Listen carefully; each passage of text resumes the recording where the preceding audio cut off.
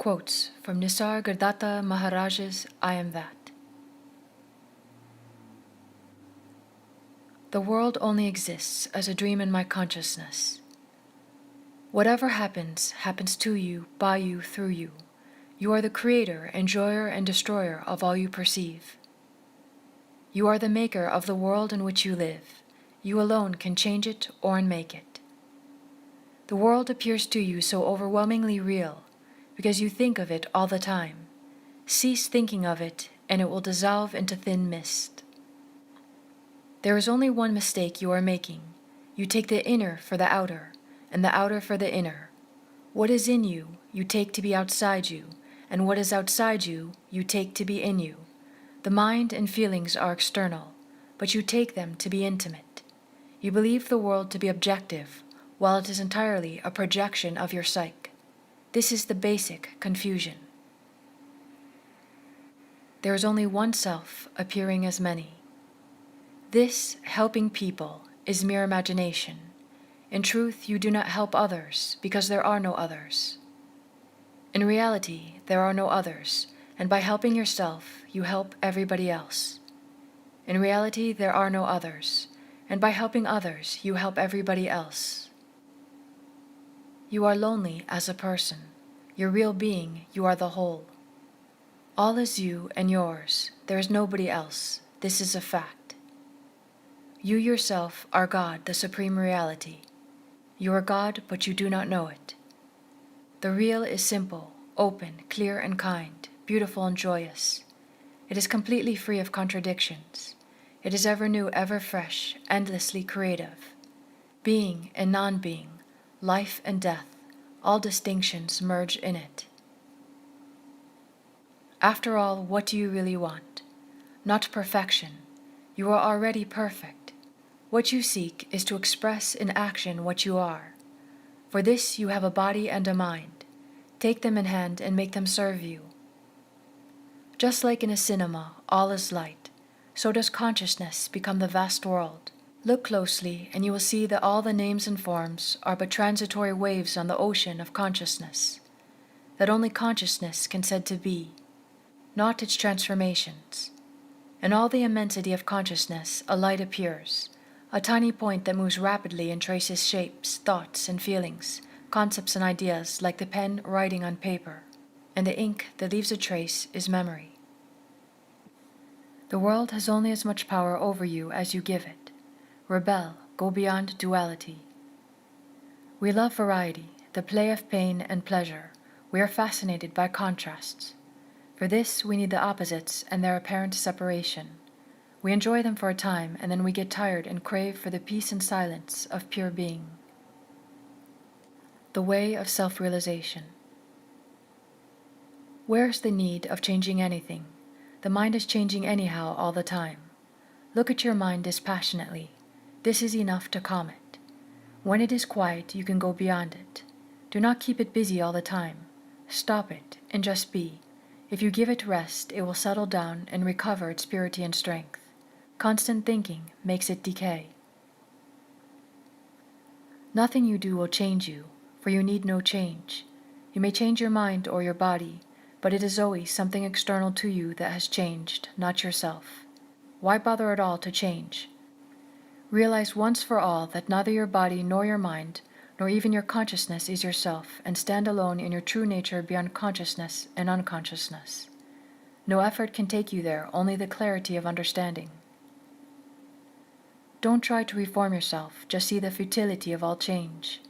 The changeful keeps on changing while the changeless is waiting.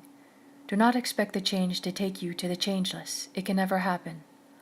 Only when the very idea of changing is seen as false and abandoned, the changeless can come into its own. If you are earnest, you will find that in the end, you will get fed up with roaming and regret the waste of energy and time. To find yourself, you need not take a single step. But there is a precondition, earnestness now. To depend on time to solve our problems is self-delusion. The future, left to itself, merely repeats the past. Change can only happen now, never in the future. Once you realize that the body depends on the mind and the mind on consciousness, and consciousness on awareness, and not the other way around, your question about waiting for self-realization till you die is answered. It is not that you must be free from the I am the body idea first, and then realize the self. It is definitely the other way around. You cling to the false because you do not know the true. Earnestness, not perfection, is a precondition of self-realization. Virtues and powers come with realization, not before. Earnestness is not a yearning for the fruits of one's endeavors. It is an expression of an inner shift of interest away from the false, the unessential, the personal. Your first task is to see the sorrow in you and around you. Your next, to long intensely for liberation. The very intensity of longing will guide you. No need, no other guide. You need no other guide. Just as every drop of the ocean carries the taste of the ocean, so does every moment carry the taste of eternity. Definitions and descriptions have their place as useful incentives for further search, but you must go beyond them into what is undefinable and indescribable, except in negative terms. To deal with things, knowledge of things is needed. To deal with people, you need insight, sympathy. To deal with yourself, you need nothing but what you are, conscious being, and don't stray away from yourself. As long as you are engrossed in the world, you are unable to know yourself. To know yourself, turn away your attention from the world and turn it within. Most of the people vegetate, but do not live. They merely gather experiences and enrich their memory. But experience is the denial of reality, which is neither sensory nor conceptual, neither of the body nor of the mind, though it includes and transcends them both. Unless you know yourself well, how can you know another? And when you know yourself, you are the other. There is nothing in the world that you cannot know when you know yourself. Thinking yourself to be the body, you know the world as a collection of material things. When you know yourself as a center of consciousness, the world appears as the ocean of the mind. When you know yourself as you are in reality, you know the world as yourself. Don't talk of means, there are no means. What you see as false dissolves. It is the very nature of illusion to dissolve on investigation. Investigate, that is all. You cannot destroy the false, for you are creating it all the time. Withdraw from it, ignore it, go beyond, and it will cease to be. To know that you are neither in the body nor in the mind, though aware of both, is already self-knowledge. So many words you have learnt, so many you have spoken. You know everything, but you do not know yourself. For the self is not known through words, only direct insight will reveal it. Look within, search within. The cause of suffering is self-identification with the limited. Sensations as such, however strong, do not cause suffering. It is the mind, bewildered by wrong ideas, addicted to thinking, I am this, I am that fears loss and craves gain and suffers when frustrated. The world is but the surface of the mind, and the mind is infinite. What we call thoughts are just ripples in the mind. When the mind is quiet, it reflects reality. When it is motionless, through and through, it dissolves and the one reality remains. What is going on is a projection of your mind.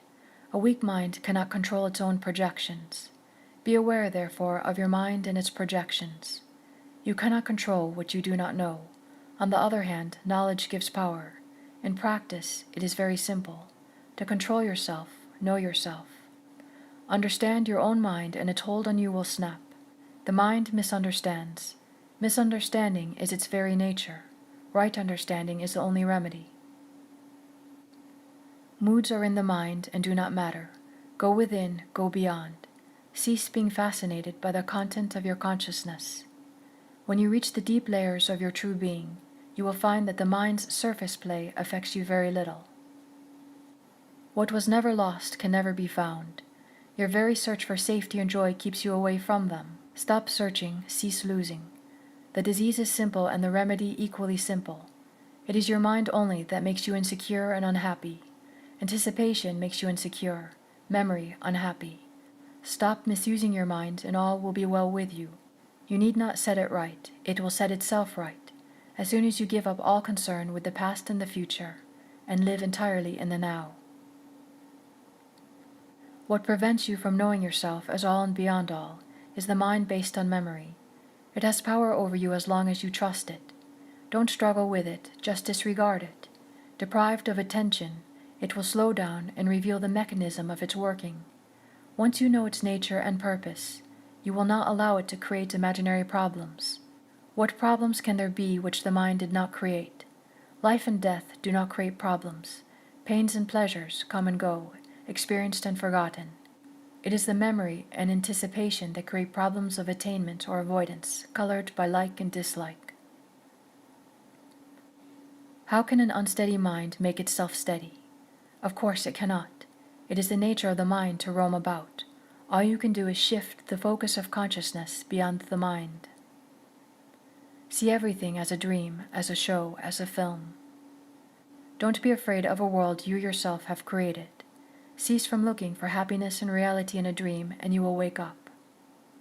This is the mystery of imagination, that it seems to be so real. You may be celibate or married, a monk or a family man. That is not the point. Are you a slave of your imagination, or are you not? Whatever decision you take, whatever work you do, it will be invariably based on imagination, on assumptions parading as facts. When the body is born, all kinds of things happen to it, and you take part in them because you take yourself to be the body. You are like the man in the cinema house laughing and crying with the picture, though knowing fully well that he is all the time in his seat and the picture is but a play of light. It is enough to shift attention from the screen to oneself to break the spell.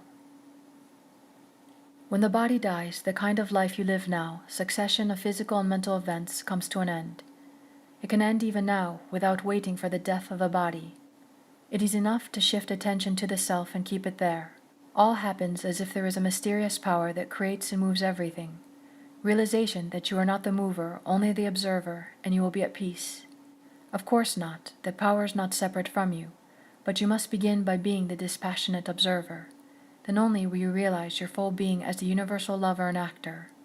As long as you are enmeshed in the tribulations of a particular personality, you can see nothing beyond it. Stop hurting yourself and others. Stop suffering. Wake up. When you begin to question your dream, awakening will not be far away. It, the dream, appears to be beginningless, but it, in fact, is only now. From moment to moment, you are renewing it. Once you have seen that you are dreaming, you shall wake up. But you do not see because you want the dream to continue.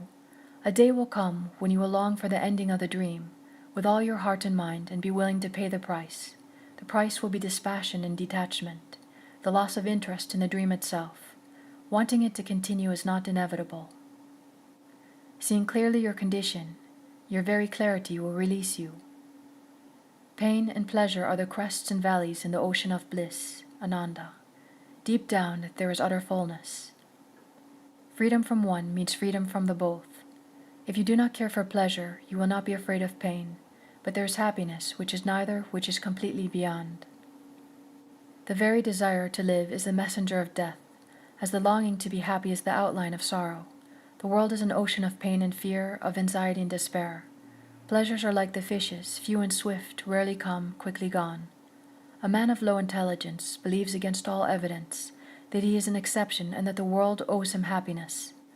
But the world cannot give what it does not have, unreal to the core. It is of no use for real happiness. It cannot be otherwise. We seek the real because we are unhappy with the unreal. Happiness is our real nature, and we shall never rest until we find it. You are like a child with a lollipop in its mouth. You may feel happy for a moment by being totally self-centered. But it is enough to have a good look at human faces to perceive the universality of suffering. Even your own happiness is so vulnerable and short-lived, at the mercy of a bank crash or a stomach ulcer. It is just a moment of respite, a mere gap between two sorrows. Real happiness is not vulnerable because it does not depend on circumstances. Weak desires can be removed by introspection and meditation, but strong, deep-rooted ones must be fulfilled and their fruits, sweet or bitter, tasted. Whenever a thought or emotion of fear or desire comes to your mind, just turn away from it. I'm not talking of suppression, just refuse attention. It has nothing to do with effort, just turn away. Just look between the thoughts rather than at the thoughts. When you happen to walk in a crowd, you do not fight every man you meet. When you fight, you invite a fight. But when you do not resist, you meet no resistance. When you refuse to play the game, you are out of it.